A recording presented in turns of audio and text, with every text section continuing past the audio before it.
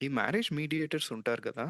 Top right కార్నర్‌లో 3,00,00,000, 10,00,00,000, 15,00,00,000 అమ్మాయి దగ్గర నుంచి గూడా ఇదే స్టోరీ విన్నా. They are still expecting a lot of gift money. ఎక్కువ అబ్బాయిలు చెప్తూ ఉంటారు డీఎమ్స్‌లో, "కాన్ఫిడెన్స్ పోతుంది బ్రో అసలు. నేనింత కష్టపడి పైకొచ్చాను.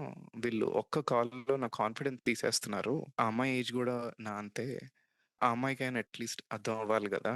ఇద్దరం ఒకేలా వచ్చాం. ఇప్పుడు ఆ అమ్మాయికి లేనిది నాకెలా ఉంటది" చెప్పి అండ్ ఈ మ్యారేజ్ మీడియేటర్స్ ఉంటారు గదా! వాళ్ళు తెలిసి తెలియకుండా ఒక మంచి పనే జేస్తున్నారు.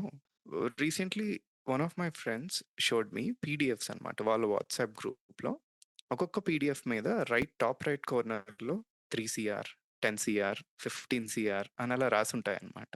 సో, మీడియేటర్స్ ఏం జేస్తారు అనంటే ఎస్పెషల్లీ అమ్మాయిలకి అబ్బాయిది ఒక 10,00,00,000 ఉంటే దే విల్ కన్సిడర్ +ఆర్ -5 అమ్మాయి.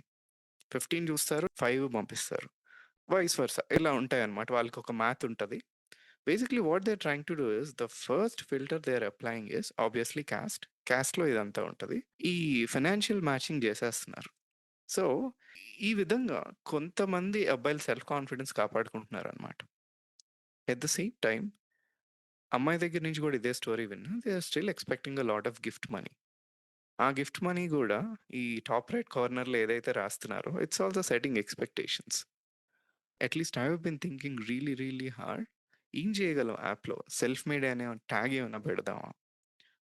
ఎట్సెట్రా అని చెప్పి we still could not come up with a solution yet. ఎందుకు ఏది ఆలోచించినా సరే the entire process will be commercial. Back ఎండ్‌లో చూస్తారు అందరూ. బట్ ఫ్రంట్ ఎండ్‌లో we don't want to give that vibe yet. We haven't solved that problem.